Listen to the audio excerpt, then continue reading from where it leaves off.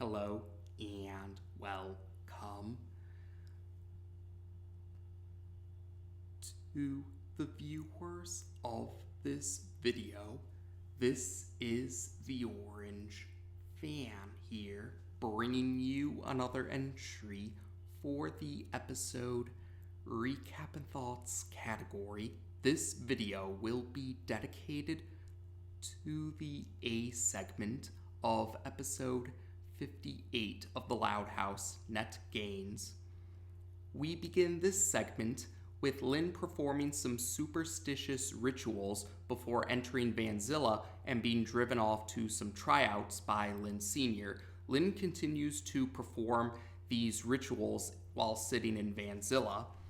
Lin Sr. acknowledges that Lin has a habit of performing these sort of rituals before tryouts, but he notices that these particular rituals seem to be more intense than usual.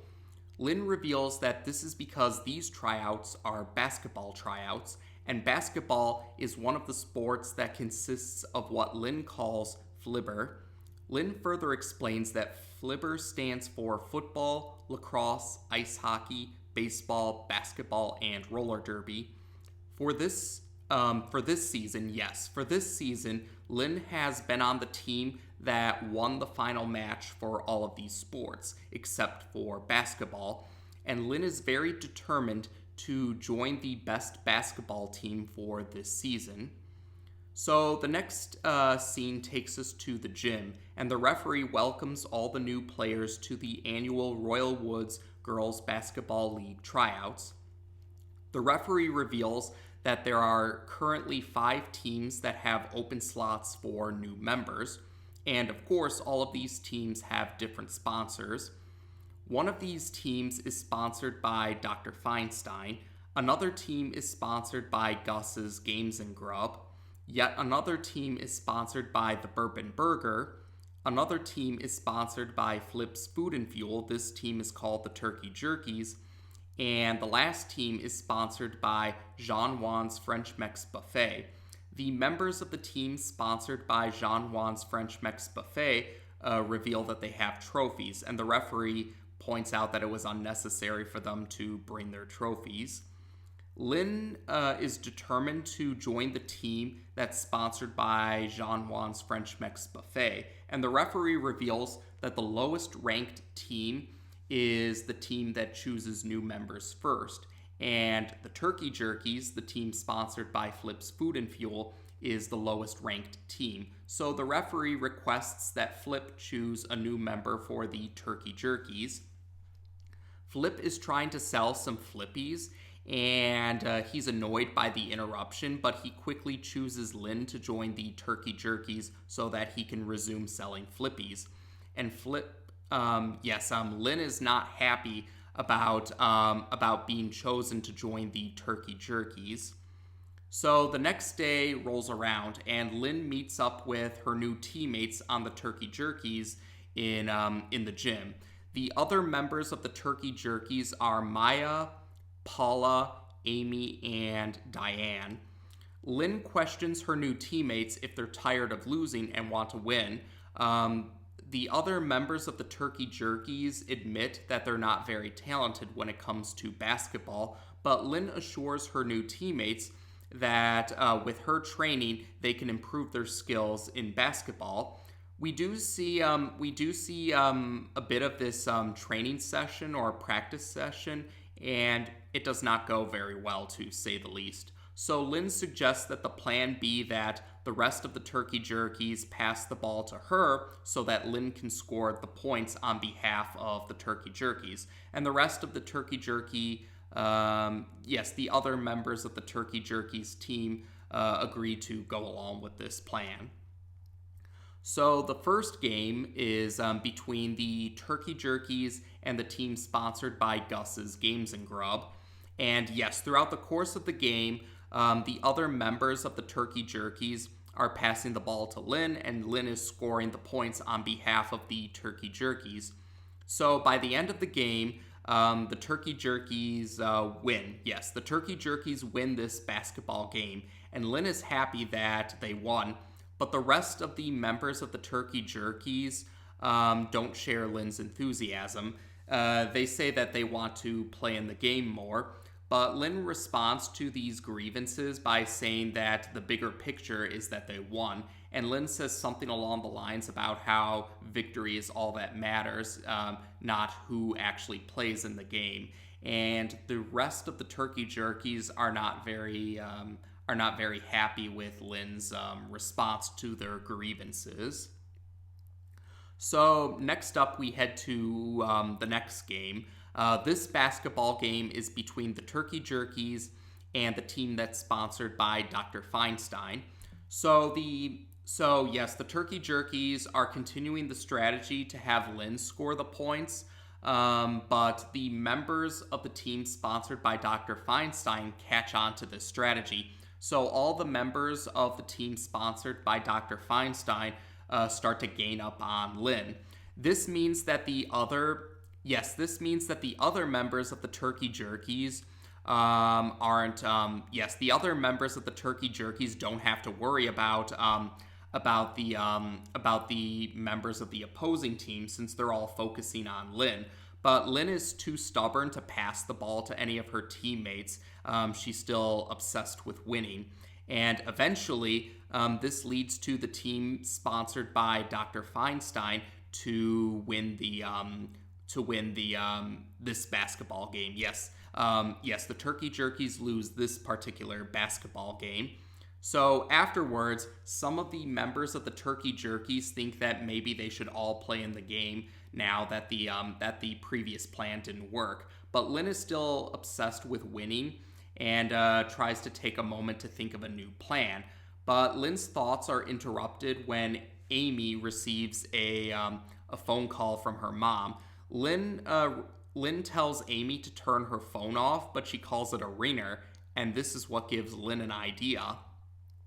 Lin goes to Flip's Food and Fuel and tries to convince Flip that they need some ringers. Flip doesn't know what a ringer is, so Lin explains to Flip that a ringer is essentially an exceptionally great player. And Lin thinks that they need more ringers because Lin admits that she can't carry the entire team by herself. And Lin is confident that if they have more ringers, that means that the Turkey Jerkies can win this basketball season.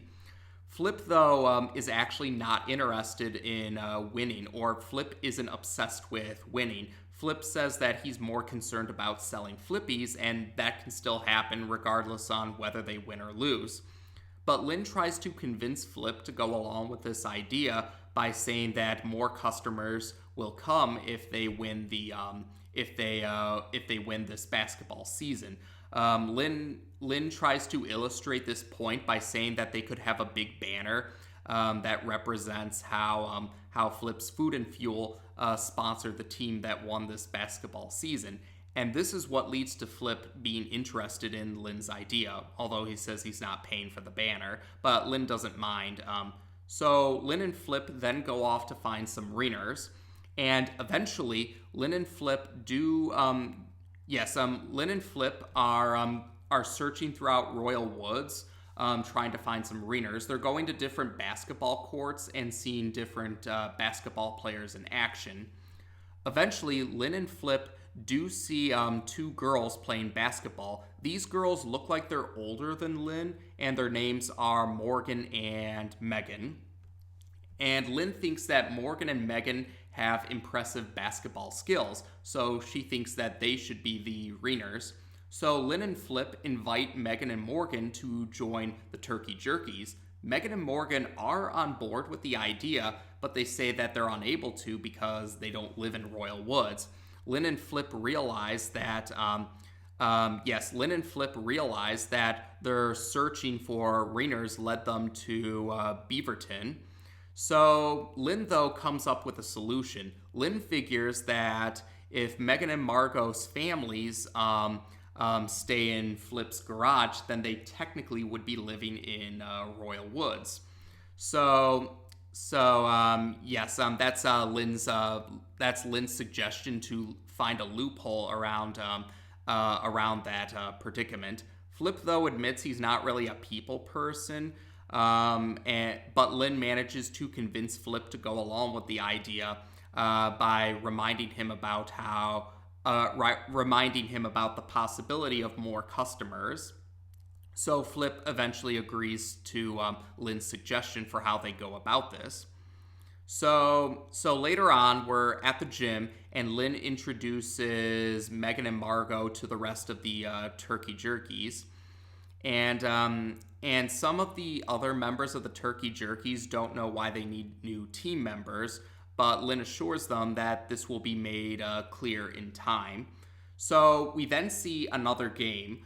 This game is between the Turkey Jerkies and the team that's sponsored by the Bourbon Burger. And yes, Megan and Morgan are easily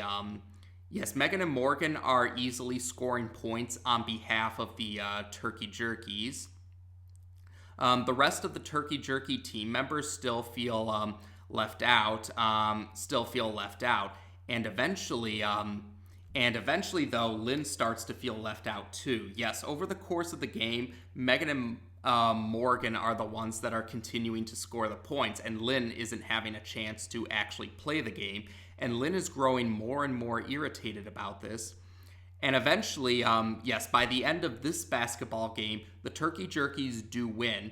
But Lin is not happy about the fact that Megan and Morgan weren't really participating with the rest of the team. Or yes, Lin says something along the lines about how Megan and Morgan weren't supposed to be the entire team. And Megan and Morgan pretty much throw Lin's words from earlier back into her face. They comment along the lines about how victory is all that matters. It doesn't matter who's actually playing the game. And that's when Lin realizes, yes, hearing her own words being used against her is what leads to Lin having a moment of realization. So at a later point in time, Lin goes to the initial members of the Turkey Jerkies, and she apologizes to them. She admits that she was wrong to, Lin admits that she treated her teammates poorly, and she was wrong to do that. She admits that she lost sight of the fact that the whole point of the basketball season was to have fun. It shouldn't matter if they win or lose. So Lin wants to make things right with the initial members of the Turkey Jerkies, and says that that they're all going to have a chance to play in the next basketball game.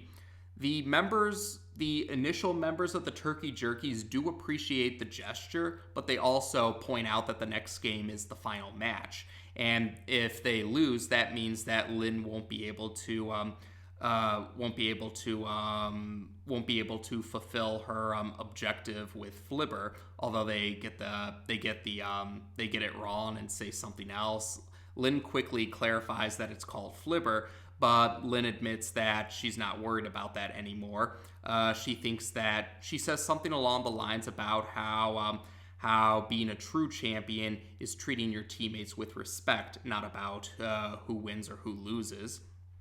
Flip, though, isn't on board with this because of what Lin mentioned about the possibility of new customers or more customers if they win. Yes, because Flip remembers what Lin said about how there would be more customers if they win, he's not on board with this idea. But Lin manages to convince Flip that they shouldn't worry about winning anymore by saying that they can sell. Or yes, Lin says something along the lines about how they can sell their Flippies by saying that Flip's Food and Fuel sponsored the team that were the underdogs.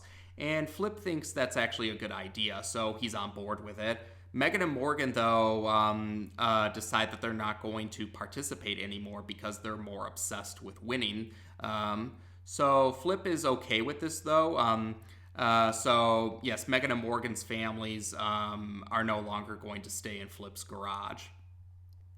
So next day rolls around. The final game is in effect. It's between the Turkey Jerkies and the team that's sponsored by Jean Juan's French Mex Buffet. So yes, we do get to see the Turkey Jerkies are all playing a role in the game. It's not just Lin playing the entire game. They're all participating in the game. And by the end of the event,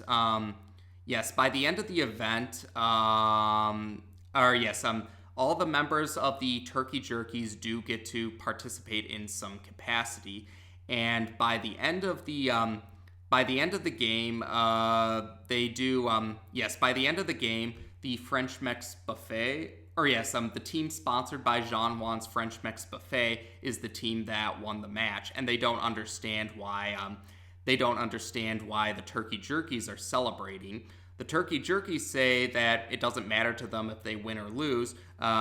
They're just glad that they all got to play a role in the basketball game. The Turkey Jerkies are celebrating that they all had a good time and that they all participated in the basketball game.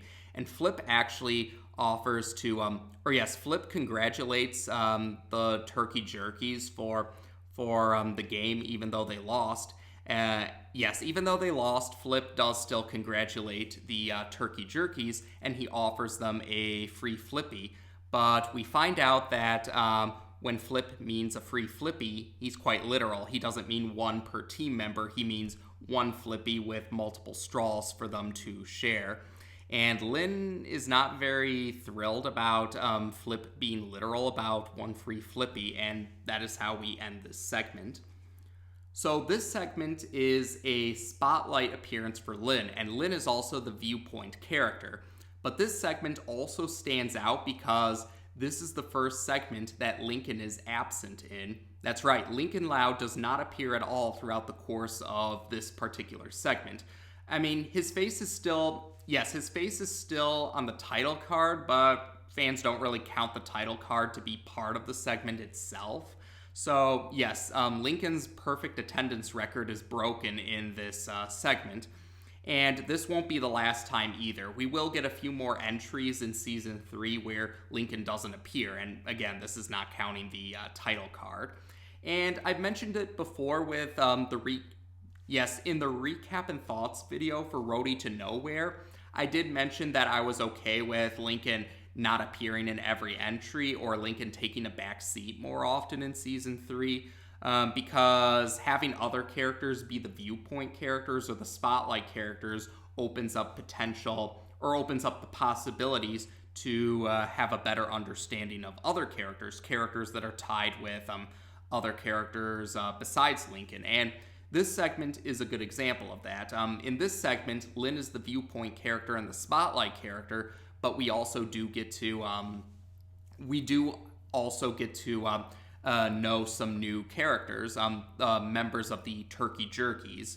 At least one of the Turkey Jerky members, Paula, I believe. Yes, I believe at least Paula returns later on in Season 3 in a speaking role. The other members might appear in cameo form. I'll have to have my memory refreshed while I rewatch the later entries of Season 3, but I do remember Paula at least returning in a later entry in Season 3. And yes, like I said, I think that it's nice to have a better understanding of other characters. Or I think there are some other characters that have a lot of potential, and having different viewpoint characters or spotlight characters for different entries opens up the possibilities for these other characters to have some attention in the series. So with regards to Lin, Lin's spotlight appearances would allow characters that tie into Lin's life in some way. In this case, her teammates.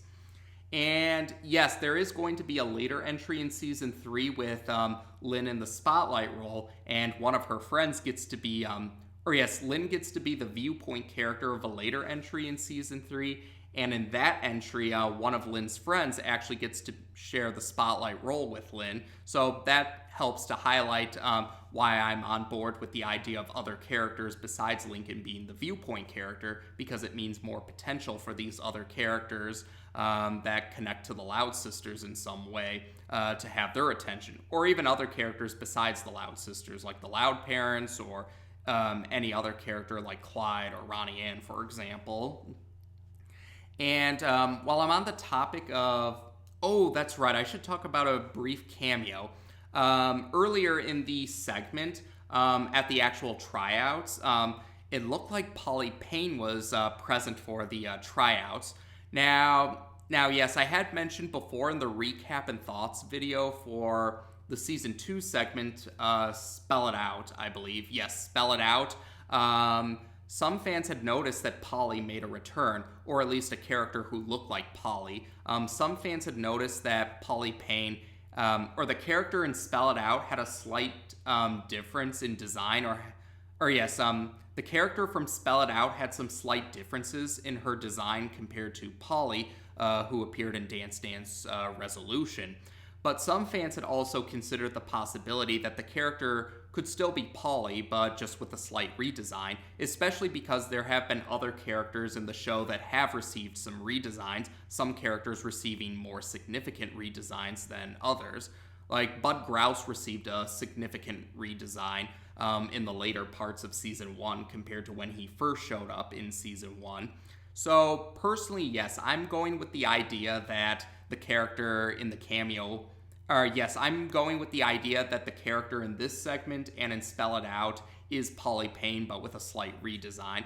But yeah, Polly didn't really get to play an important role in this segment. She was just a cameo appearance, and this does remind me about how I wish the friends of the friends of the Loud Sisters that are also in Lincoln's age group, I wish they did have more appearances.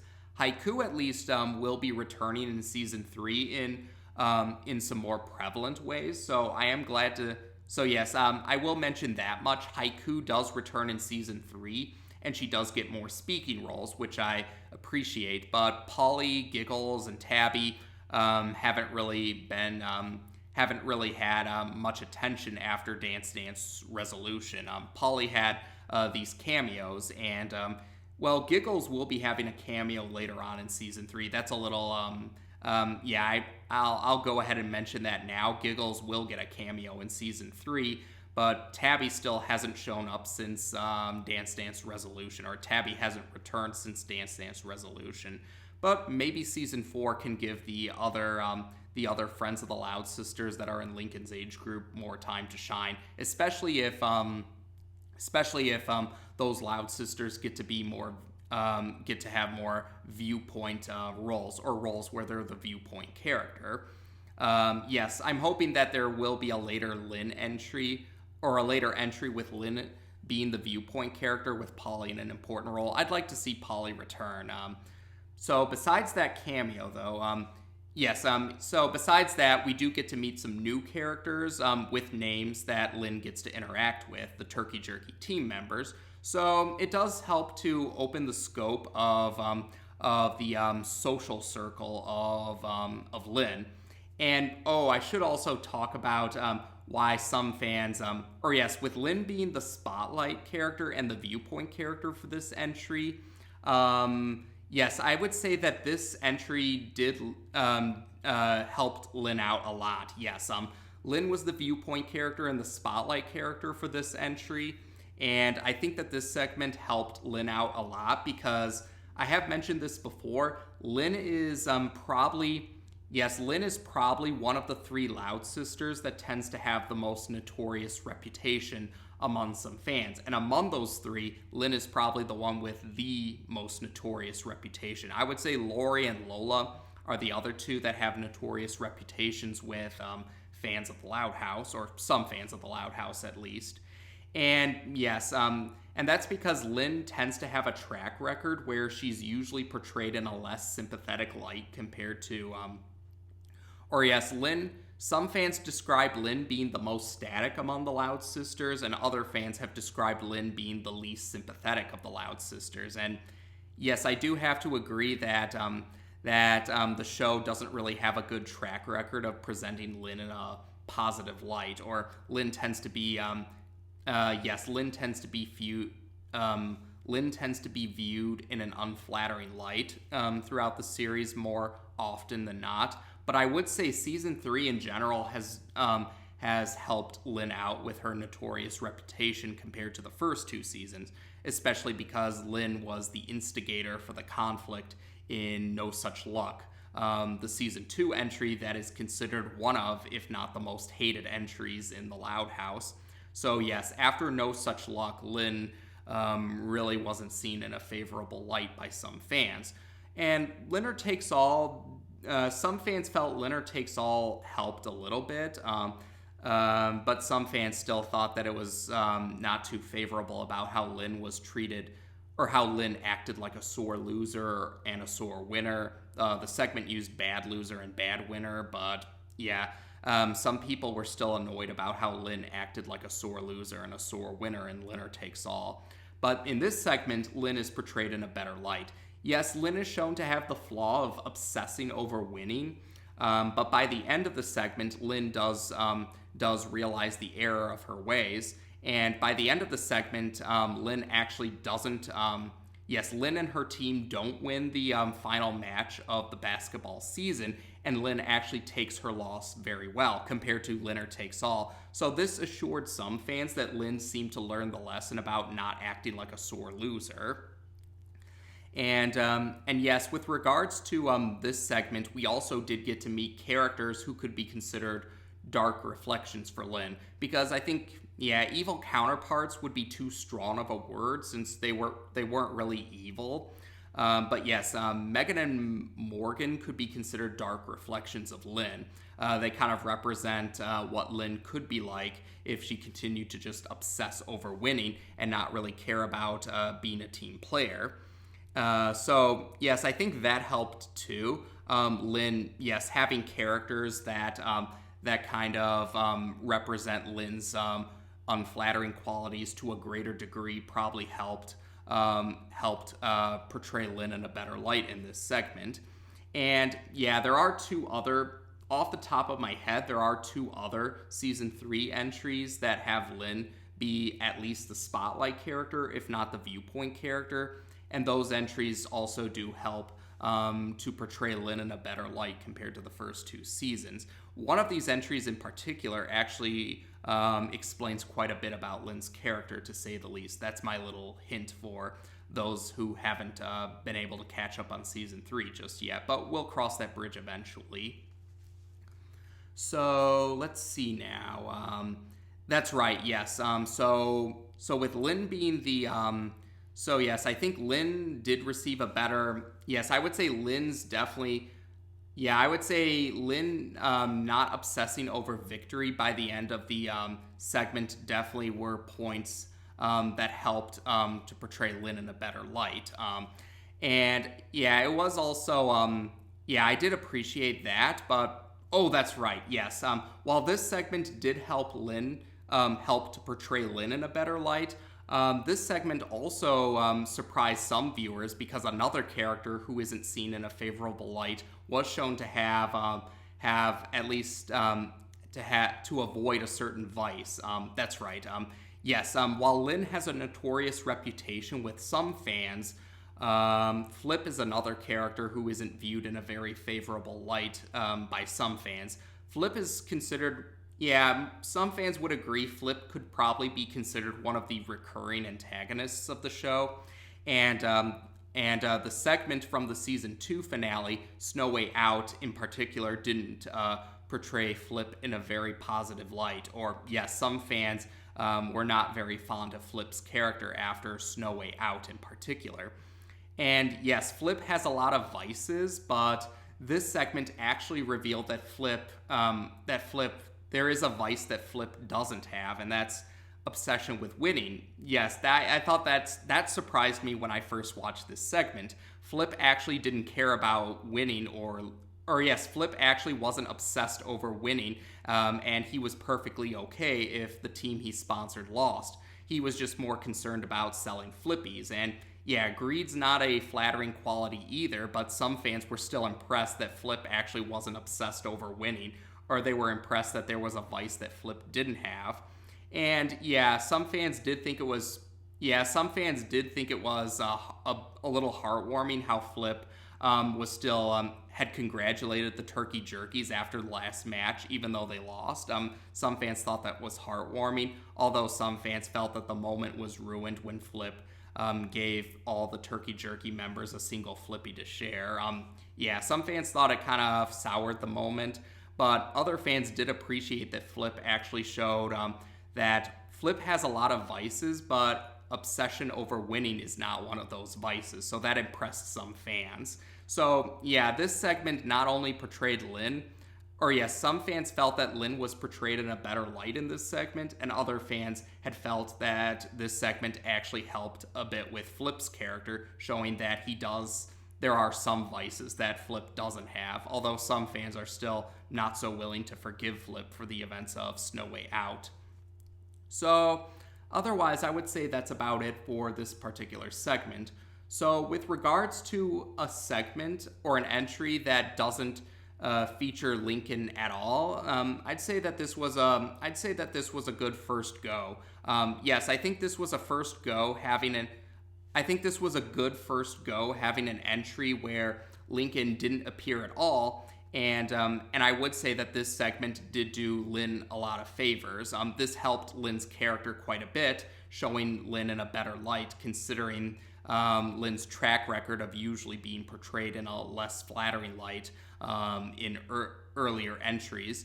And like I said, it especially helps in light of how Lin was the instigator for the conflict of one of the most hated entries in the series. So I think this was a good entry. Lin was shown to have a flaw with her obsession with winning, but unlike Winner Takes All, Lin was actually shown to not be a sore loser by the end of the segment. And Lin did finally, and you could say that Lin really seems to understand the lesson about how being a team player is more important than winning.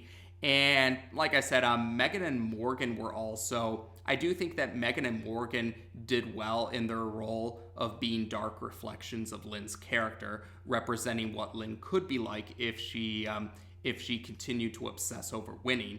And we did get to see Flip interacting with other characters in a major way. And like I said, I was impressed that Flip actually wasn't obsessed over winning. That's one vice that Flip didn't have. So otherwise, I would say that'd be about it for this particular segment. So as of this video, we've now discussed the A segment of episode 58 of The Loud House on this channel. Take care, and until next time.